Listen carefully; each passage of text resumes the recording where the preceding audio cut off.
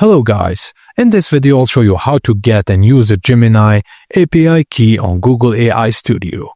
Firstly, visit Google AI Studio and log in using your Google account.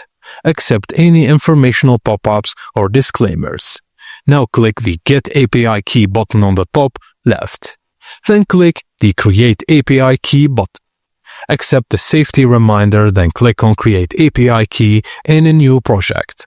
A pop-up will show your new API key. Just copy this key and store it securely. Do not share this key publicly. After creating your key, a CURL command preview will appear. It will include these commands. If you're using Postman, follow these steps. Open Postman and click New Request. Set method to post, and in the requested URL field, paste this link.